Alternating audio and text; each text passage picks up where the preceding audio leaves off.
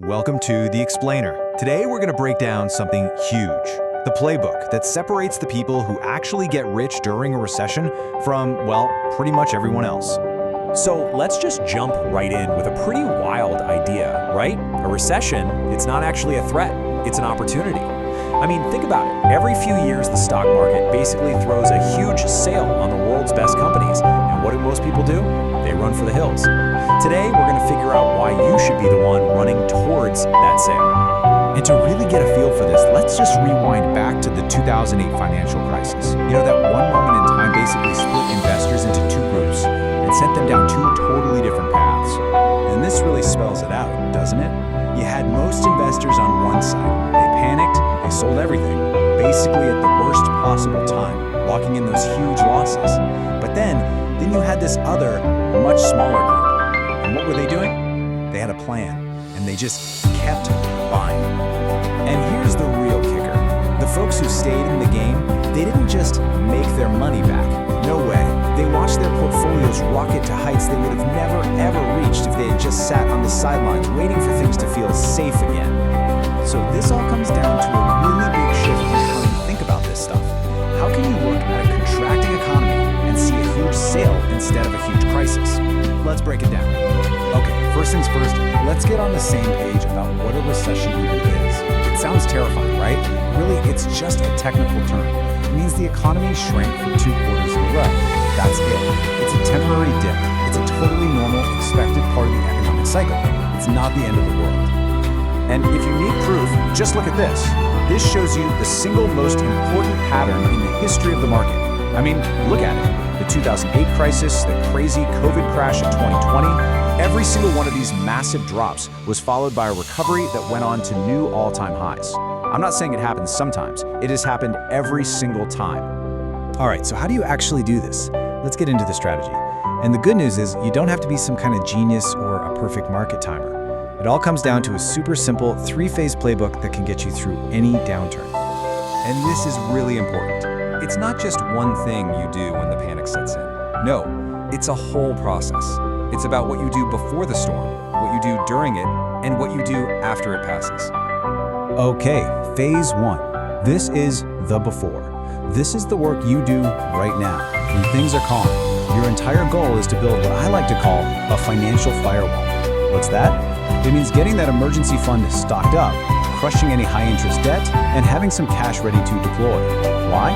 Because this is the stuff that ensures you're never ever forced to sell your investments when they're down. All right, now for phase 2, during. This is when the market's in a free fall. The news is screaming sell. And your job? Your job is painfully, brutally simple. You just stick to the plan.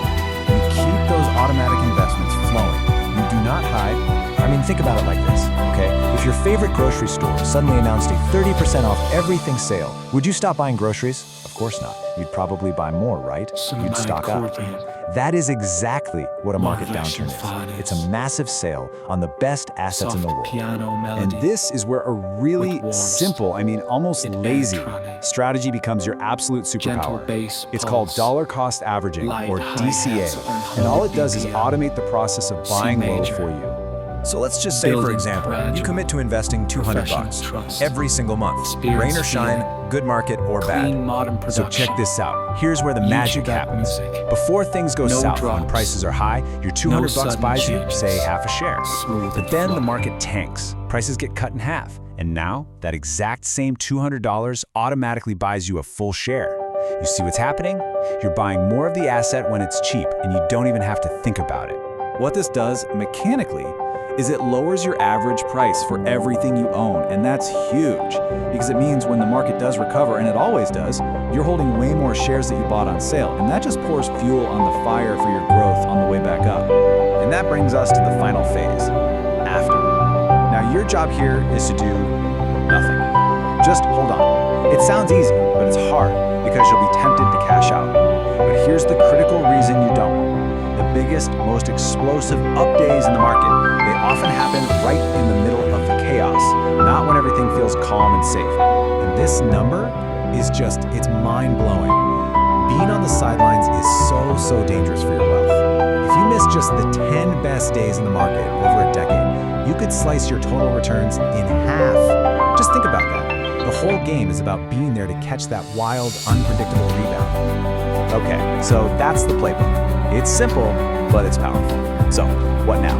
How do you actually put this to work? Let's talk about a few things you can do like this week.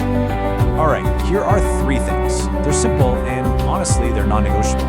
Number 1, look at your emergency fund. Is it actually ready for an emergency? Number 2, check your automations.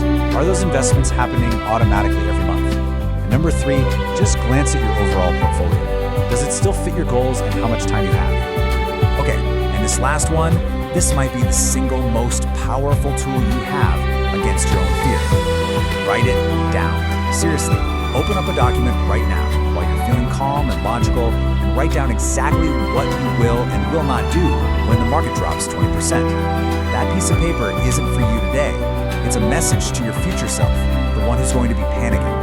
At the end of the day, remember this. You don't have to be some kind of investing genius, and you definitely don't have to be fearless. Feeling scared is totally normal.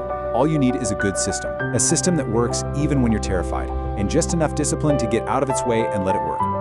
So there you have it. That's the framework. It's not some big secret, it's just a system that has quietly made people wealthy through every single market crash we've seen. So the only question left to ask is, when everyone else starts panicking, what's your plan?